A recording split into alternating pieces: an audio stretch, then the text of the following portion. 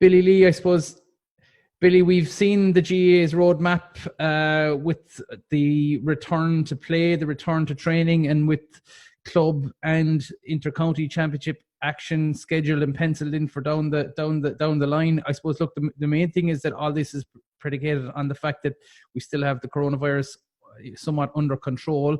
But it is good to have some sort of framework to look forward to.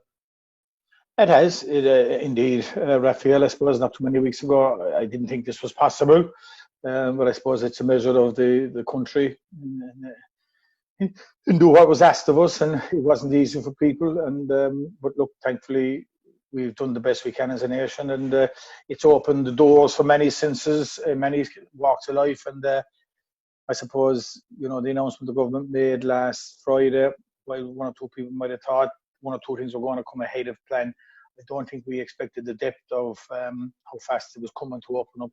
But I think that's great, and from our point of view, from having a roadmap for games is what we look forward to. And please God, things will continue going the right direction for the country for the obvious reasons. And if that keeps going, then it'll allow us to get back down to the hobbies we enjoyed partaking in. I suppose, Billy, for yourselves and for the backroom staff, what's the planning process like now? I know guys have probably been tipping away doing individual programs and keeping the fitness ticking over, and of course they will be playing with their clubs before you'll get your hands on them again. But is it just a case of linking in with lads to see where they are, maybe seeing where the fitness levels are at, or is that further down the line at the moment? I suppose if we go back in April, we kind of kept it, and we kind of started to disband towards the end of April and to give the lads a rest, because, look, club will fall into county this year, county will fall into county for next year, and county for next year will fall into club for next year. So I think giving lads a break was paramount for their own well-being, and that was important. So I suppose in light of the roadmap being announced over the weekend, we looked at it and we've made contact with lads just to see where they are, because we do know that the GAA activity opens up on the 29th of June, and they'll be falling back into clubs. So, as you rightly say, the modern player kind of keeps training all the time, I suppose. Well, it's very difficult to train 52 days, 2 weeks of the year. It's good to do something for your own well-being in the times you're off. So they've done that, and in different phases. We weren't close to them when they were doing that as such, and we picked up with them to offer them support as they prepare to get back into the club scene. And it's a really important 6 weeks for players who will have inter-county careers with it, because there's so much coming down with them in the next 12 months with little or no break. So how they prep for this next 6 weeks is paramount in minimising injuries and so forth. So it's really important. And again, look, I suppose, for the dual players on our panel, they'll have two managers at club level pulling off them, and we've got to allow them that space.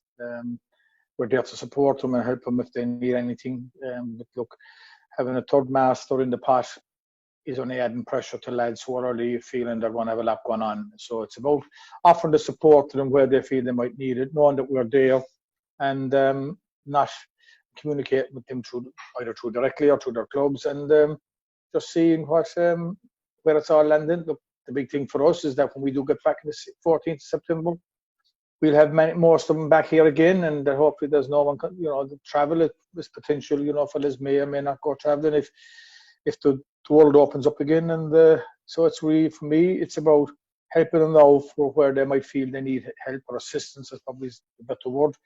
And please God, we'll get them back on the 14th of September and prepare then for the 17th of October when the first inter-county game goes. Yeah, Billy, I suppose one part of it as well is that there's, everyone is going to have to sacrifice something, or, there's going to have to be a bit of give on all sides, because, this solution is far from perfect, but it is probably the best option that we have on the table right now at the moment, isn't it? Well, it is. Look, and I think if we all realise that the player is the most important part of the piece, I think everyone will, and, consider them in this, and they'll be stretched as it is, and they'll have their own. I mean, we mustn't forget, it's sitting in the background here, there'll be some of them frontline workers, or there might be have their own things like asthma, and they might have vulnerable family members. And we mustn't forget this and all of this, because just because we've got a roadmap to go back doesn't mean the virus is gone, and what we expect of these people. So I think communication will be paramount. And look, it's up to every player to communicate with their own managers. It isn't for us to be telling the player or the manager what to do in that space, and I don't intend doing that. But I suppose I'm around long enough to know that they'll be becoming thick and fast. Normally, when they go back to clubs around July, late June, early July, they've only 2 people to consider, and that's the hurling and football managers. Whereas we are not gone away at this point in time. So it's to be prudent that we understand where different players are at. And for some players, their clubs will continue into the championship into September. And again, applying common sense, when it gets to that point, we'll be back in. We'll go back training, and we'll be looking for the lads to come back in with us. And we'll be mindful that someone will be in the latter stages of the championship, and we'll just have to see what fellas' heads are at and what's going on, and deal with it at that point, rather than trying to get too rigid about it now.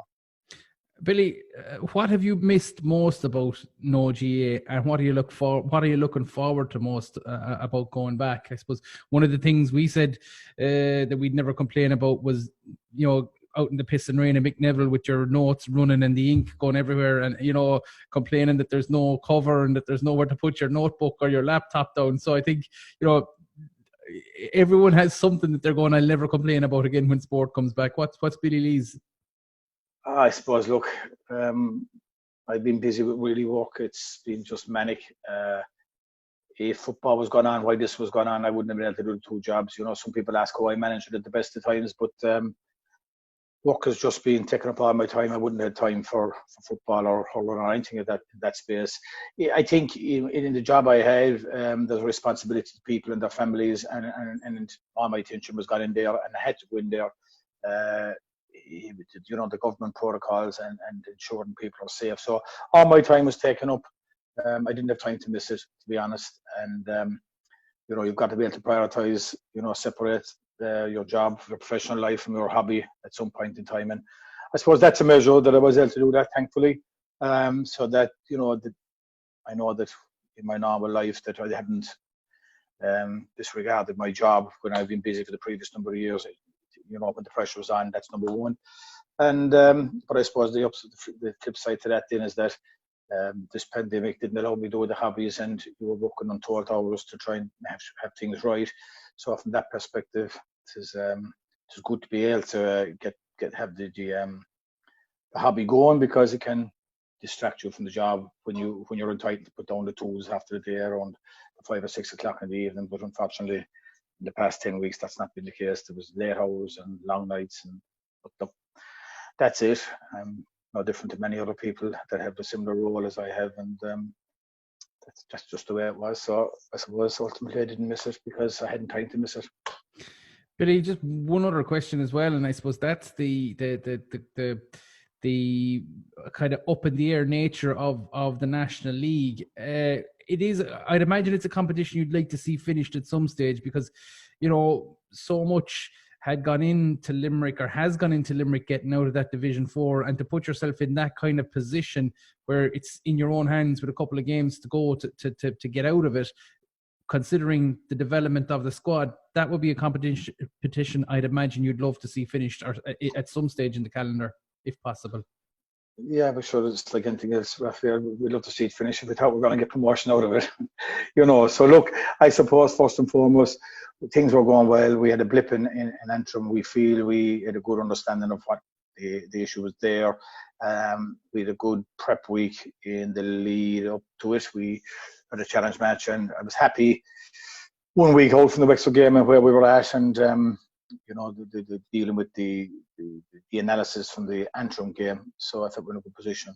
But look, that's 6. By the time we get around to October, that was March. That's a new season. So it's back to the drawing board. Everyone, any momentum teams had or didn't have, it's all gone out the window, and it's back to square one. So we got to rekindle and regroup and go again. Now look, we've worked hard to get into this position over the last number of years and help the lads along to get to this point. And look, if we are growing and developing, we should be able to be competitive or remain in 2 matches in the league. Now, that doesn't say you're going to win them, but it's fair to say in days gone by, we weren't being competitive in games when we were playing the top end of the league.